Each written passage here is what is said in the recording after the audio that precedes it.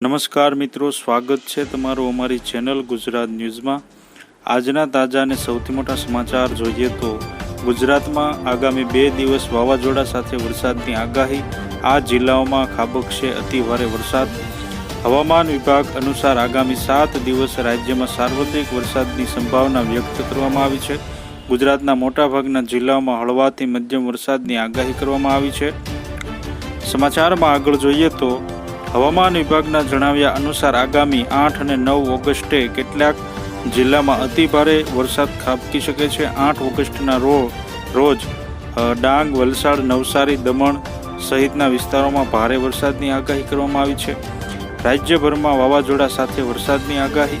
બીજી તરફ હવામાન વિભાગે 9 ઓગસ્ટના રોજ બનાસકાંઠા, નવસારી, વલસાડ, દમણમાં ભારે વરસાદની શક્યતાઓ વ્યક્ત કરી છે। આગામી 2 દિવસ રાજ્યભરમાં વાવાઝોડા સાથે વરસાદ વરસશે તેવી શક્યતા છે, જેના પગલે હવામાન વિભાગે માછીમારોને 5 દિવસ દરિયો ના ખેડવા સૂચના આપી છે। તેમજ હવામાન વિભાગની આગાહી અનુસાર અમદાવાદ અને ગાંધીનગરમાં હળવોથી મધ્યમ વરસાદ ખાબકે તેવી આગાહી કરવામાં આવી છે।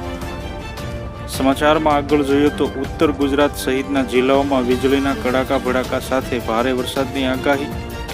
હવામાન વિભાગની આગાહી અનુસાર આજે રાજ્યમાં વરસાદી માહોલ રહે તેવી સંભાવના છે। આજે બનાસકાંઠા, સાબરકાંઠા, નવસારી, વલસાડ અને દમણ અને દાદરાનગર હવેલીમાં ભારેથી અતિભારે વરસાદની આગાહી કરવામાં આવી છે। અમદાવાદ અને ગાંધીનગરમાં આજે ગાજવીજ સાથે ભારે વરસાદની આગાહી કરવામાં આવી છે। પાટણ, મહેસાણા, અરવલ્લી, ખેડા, આણંદ, વડોદરા, નર્મદામાં ભારે વરસાદની આગાહી કરવામાં આવી છે। તેમજ ભરૂચ, સુરત, ડાંગ અને તાપી સહિતના જિલ્લાઓમાં મેઘરાજા ધમરોળે તેવી શક્યતા છે। રાજ્યમાં કેટલું રહેશે તાપમાન? હવામાન વિભાગની આગાહી અનુસાર આજે અમદાવાદ, આણંદ, કચ્છ, ખેડા સહિતના જિલ્લામાં 31 ડિગ્રી મહત્તમ તાપમાન રહે તેવી સંભાવના છે। વલસાડ, તાપી, સુરત, સાબરકાંઠા, પોરબંદર, નવસારી, ગીર સોમનાથ, અરવલ્લી સહિતના જિલ્લાઓમાં 29 ડિગ્રી મહત્તમ તાપમાન રહે તેવી સંભાવના છે। તેમજ બનાસકાંઠા, દાહોદ સહિતના જિલ્લાઓમાં 28 ડિગ્રી મહત્તમ તાપમાન રહે તેવી સંભાવના છે।